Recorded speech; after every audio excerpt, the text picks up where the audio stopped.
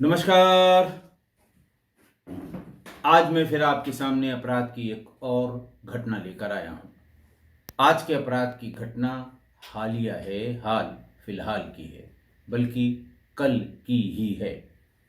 राज्य है हरियाणा, जिला है रोहतक। हरियाणा जिले के रोहतक, हरियाणा प्रदेश के रोहतक जिले के शहर के बस स्टैंड, जिसको सांपला बस स्टैंड कहते हैं, वहां पर एक लावारिस सूटकेस कुछ लोगों ने देखा। तारीख मैंने बताया 1 मार्च 2025, यानी कल की तारीख। सूटकेस देखा, ऐसा लग रहा था जैसे सूटकेस को किसी जगह से किनारे लाया गया हो और उसे खोलकर देखे जाने का प्रयास हुआ हो।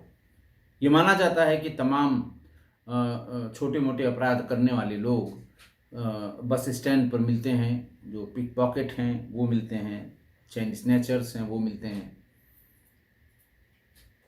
इनमें से किसी की निगाह पड़ी होगी और उसे किनारे ले जाकर उसके भीतर कुछ मिलने की लालसा में उसने चेन खोली। चेन खुलते ही बैग में से बदबू आई। थोड़ा और खोला तो एक महिला का हाथ बाहर निकल आया, जिसमें मेहंदी लगी थी। सभी वहां से भागे, जोर जोर से चिल्लाए, लाश लाश लाश। बस स्टैंड पर हमेशा हमेशा रेडीमेड भीड़ रहती है। भीड़ लग गई, पुलिस को इत्तला हुई, पुलिस आई। पुलिस ने सबके सामने उसे खोला और देखा कि एक महिला की लाश है। लाश यूं कि उसके गले में उसी की चुन्नी कस के लपेटी हुई है। बस स्टैंड के पास ही जो फ्लाईओवर था, वहां किनारे ये सूटकेस मिला था और बहुत कस के इसका गला कसा हुआ था। उसी से ये लगा कि शायद गला कस के इसकी हत्या की गई होगी। पुलिस आई, उसने पंचनामा भरा, पंचनामा भर के लाश पोस्टमार्टम के लिए भेजा।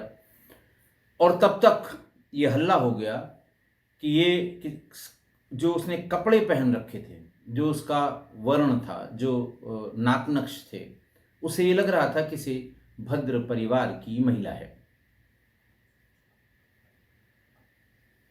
वहां पर आप जानते हैं कि रेडीमेड मोबाइल या रेडीमेड कैमरे सबके पास रहते हैं। जो भी 100-200 आदमी खड़े थे, उन्होंने फौरन 1 मिनट बिना लगाए हुए जो तस्वीरें वो खींच सकते थे खींच लिया। और अगले 1 मिनट में वो तस्वीर वायरल हो गई पूरे रोहतक में। और तभी रोहतक के कांग्रेस की विधायक भारत भूषण बत्रा ने इसकी फोटो देखकर यह बताया कि ये महिला नेत्री, युवा महिला नेत्री हिमानी नरवाल है। हिमानी नरवाल रोहतक की जानी मानी महिला कांग्रेस की नेत्री थी और राहुल गांधी की पदयात्रा के समय में उसने बहुत बढ़ चढ़कर उसमें उसने भाग लिया था। और तमाम कांग्रेस के लोग इकट्ठा हो गए और इसकी जांच कराने के लिए और इसके पीछे कौन है इसका पता लगाने के लिए दबाव बनाने लगे। जो वहाँ के लोकल कांग्रेसी विधायक थे, उन्होंने ये कहा कि स्पेशल इन्वेस्टिगेशन टीम का गठन करके और तब इस हत्या के पीछे का राज पता लगाना बहुत जरूरी है। हालांकि जब सांपला के थाना प्रभारी ब्रिजेंद्र से पूछा गया कि क्या ये लाश हिमानी नरवाल की है, तो उन्होंने कहा कि नहीं, अभी तक इसकी पहचान नहीं हुई है और शिनाख्त के लिए हमारे पास कोई नहीं आया है। मैंने भी ये सुना है कि फोटोग्राफ से शिनाख्त करके लोगों ने ये बताया है कि ये किसकी लाश है, लेकिन अभी तक मेरे पास न कोई आया है, न उसने खुद देखकर इसकी पहचान की है।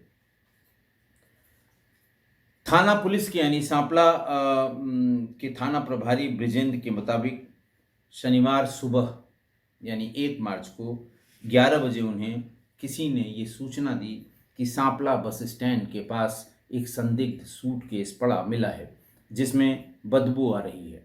लेकिन पहुंचने पर उन्होंने देखा कि उसकी चेन खोलकर उस सूटकेस की जरूर उसे देखने का प्रयास किया होगा।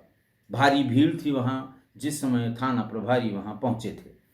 फॉरेंसिक टीम को बुला लिया गया और टीम ने सूटकेस और लड़की के जो कपड़े थे उसके सैंपल्स लिए और पोस्टमार्टम के लिए भिजवा दिया। और चूंकि ये कल ही की बात है, शाम तक पोस्टमार्टम हुआ होगा। पोस्टमार्टम रिपोर्ट भी आई होगी, बड़ा नेचुरल है। स्ट्रेंगुलेशन आया होगा अगर उसकी चुन्नी से उसका गला कसा गया है तो। पड़ोसियों से जब इस बात की जानकारी की गई तो उन्होंने कहा कि हिमानी के पिता शेर सिंह ने 8 साल पहले सुसाइड कर लिया था। हिमानी के भाई का भी मर्डर हो गया था और इसके बाद वहाँ से रोहतक से घबराकर ये माँ बेटी दोनों दिल्ली चली गई थी, ऐसा आसपास के लोगों ने बताया। कहने का मतलब ये कि किसी को कोई बताने वाला नहीं था, हालांकि उसके घर में ताला बंद था, कि ये उसी की लाश है या किसी और की लाश है। बहरहाल जो वहाँ के स्थानीय लोग हैं, और चूंकि वो पब्लिक फिगर थी इसलिए उसके पहचानने में कोई किसी को शंका नहीं थी। फोटोग्राफ से और अदरवाइज भी मौके पर देखकर लोगों ने पहचान कर हिमानी नरवाल ही बताया था। लेकिन जब तक पुलिस इसकी पुष्टि नहीं करती ये कहना मुश्किल है कि ये हिमानी नरवाल ही है या कोई और है। लेकिन नेचुरली अगर ये उसका शव नहीं है, वो जहाँ कहीं होगी वो ज़रूर पुलिस को इत्तला करेगी कि नहीं मैं फ़लाँ जगह हूँ, मैं कल तक थाने पर आ जाऊँगी, ये किसी और का शव हो सकता है। आज की घटना देखिए, आज फिर एक नवयुवती की जान चली गई। वैसे सामान्य रूप से मैं जिस घटना का खुलासा न हुआ हो या जिसमें गिरफ्तारी न हुई हो या जिसका अनावरण न हुआ हो उसका जिक्र मैं किस्सा गोई में नहीं करता हूँ। कारण ये है कि आप अगर इस तरह की घटना बताएं तो लोग कहते हैं कि साहब आधी अधूरी घटना न बताया करें, पूरी हो जाए खुल जाए तभी बताया करें। अच्छा, और अगर इस तरह की घटनाओं का जिक्र नहीं करता हूँ तो वो अलग हमारे सुधी श्रोता ताने मारते हैं कि साहब उसका जिक्र आपने क्यों नहीं किया। तो बहरहाल आज मैंने सिर्फ इसलिए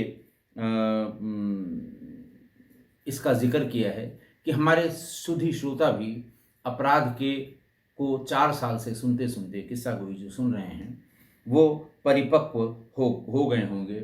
उनके पास क्राइम की अच्छी समझ हो चुकी होगी और उन्हें भी इस बात का अंदाज़ा लग जाता है शुरुआत से ही कि आगे क्या हुआ होगा और आगे मैं क्या बताने वाला हूँ या किस तरह से ये घटना कारित की गई होगी। काफ़ी अंदाज लगाते हैं और बहुत अच्छे अच्छे कमेंट भी करते हैं। देखिए, अब ऑलमोस्ट 4 साल हो गए हैं किस्सा गोई के, और 4 सालों में लगभग हर दिन मैंने किसी न किसी अपराध के बारे में, अपराध में क्या कमी थी या कमी का मतलब अपराध क्यों हुआ था, किसकी कमी थी, किसकी गलती थी, पुलिस की गलती थी तो और पुलिस की गलती के बारे में भी मैंने हमेशा सबको बताया है। इसलिए आज सिर्फ ये बहुत छोटी सी घटना है, इसका जिक्र मैं इसलिए कर रहा हूँ कि आप भी दिमाग पर जोर लगाइए। बहुत आपने इस तरह की, मैंने भी सूटकेस पे मिली हुई लाशों की ये 10वीं घटना है किस्सा गोई के अलग अलग अंक में। तो इसलिए इसमें आप दिमाग लगाइए और देखिए कि क्या बात हो सकती है या कैसे निकलेगी बात। मेरी समझ में इसमें 3 संभावनाएं मुझे लगती हैं। पहली कि वो राजनीतिक महिला थी, राजनीतिक रंजिश की वजह से किसी परिचित ने ये हत्या करा दी और सूटकेस में कहीं और हत्या करके कहीं और फेंक दिया गया ताकि ये पहचान न हो पाए, न किसी को शक हो कि कोई प्रोफेशनल राइवलरी में ये हत्या हुई है या कोई दिमाग न लगाए कि कौन हो सकता है जिसने ये हत्या कराई हो। दूसरी संभावना ये है कि ये किसी से बहुत ज़्यादा इसके महिला के इंटीमेट रिलेशन हों। चोरी छिपे वाले जिसको कहते हैं इंटीमेट रिलेशन हो, और जिससे रिलेशन हो उसके परिवार वालों को इस तरह के रिलेशन पे आपत्ति हो। बहुत सी ऐसी घटनाएं मैंने आपको बताई हैं कि किसी पुरुष से किसी महिला के अंतरंग संबंध हो गए, लेकिन पुरुष के परिवार के लोगों को, अगर वो शादीशुदा है तो पत्नी सहित बहुत ढेर सारे घर वालों को इस संबंध से ऐतराज होता है, लेकिन बेटे की वजह से या घर के उस मेल की वजह से वो कुछ कह न पाते हों और चुपचाप उस महिला को रास्ते से हटा देते हैं भविष्य की संभावनाओं को देखते हुए, और शायद ऐसा इसमें भी हुआ हो।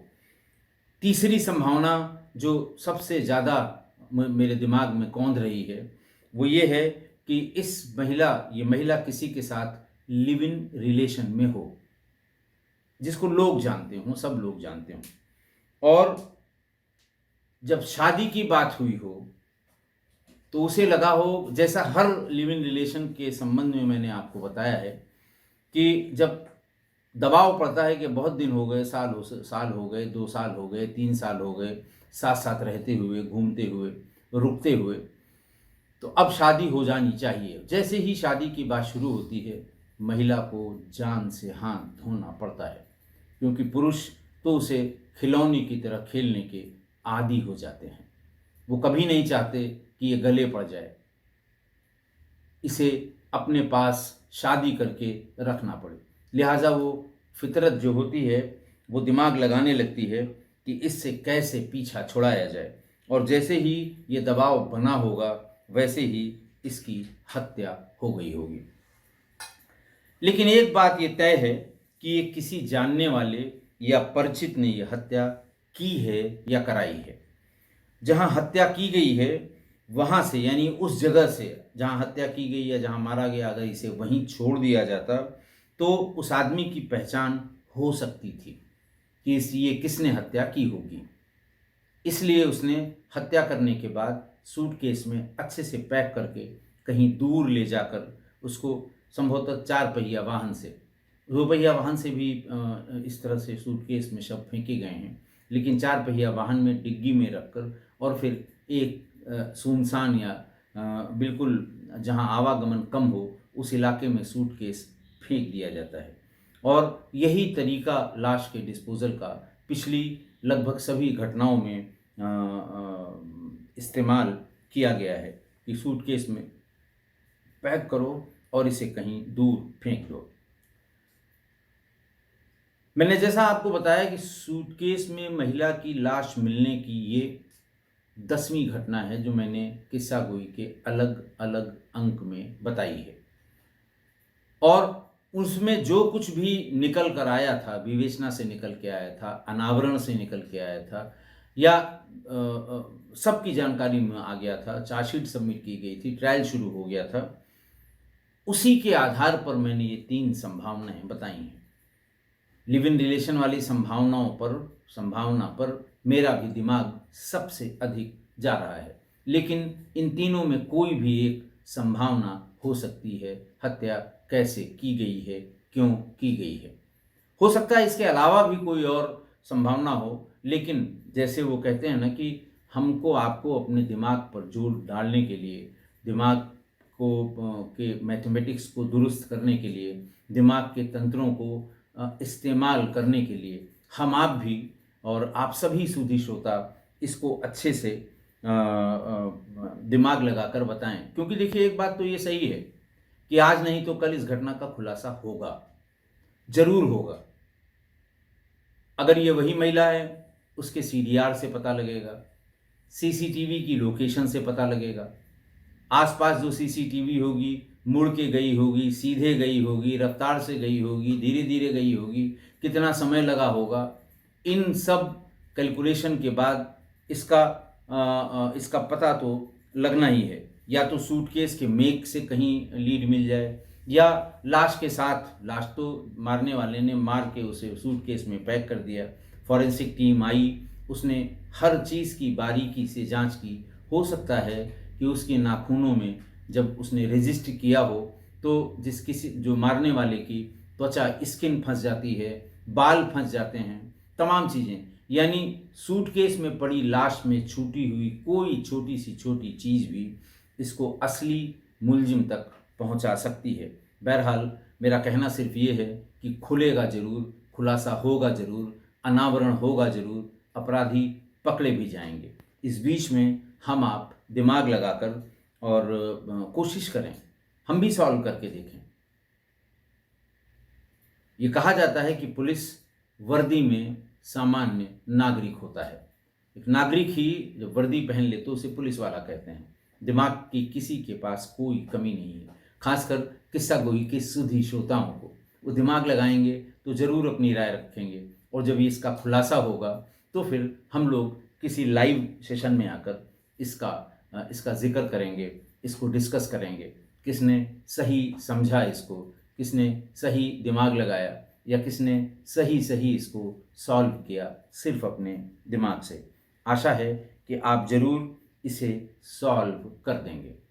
ज़रूर लिखिएगा कमेंट में कि क्या हुआ होगा, कैसे हुआ होगा, क्योंकि लीड सिर्फ इतनी है कि एक महिला, एक बंद सूटकेस, उसमें लाश और उसकी पहचान। इसके सिवा अभी फ़िलहाल कोई लीड, पुलिस के पास हो सकता है कोई लीड हो, लेकिन हमारे आपके पास कोई लीड नहीं है। तो मैं आशा करता हूँ कि आप ज़रूर इसे सॉल्व करेंगे, और फिर हम आप बैठ के आपके इन कमेंट्स को डिस्कस भी करेंगे। आज के लिए इतना ही। बहुत बहुत धन्यवाद।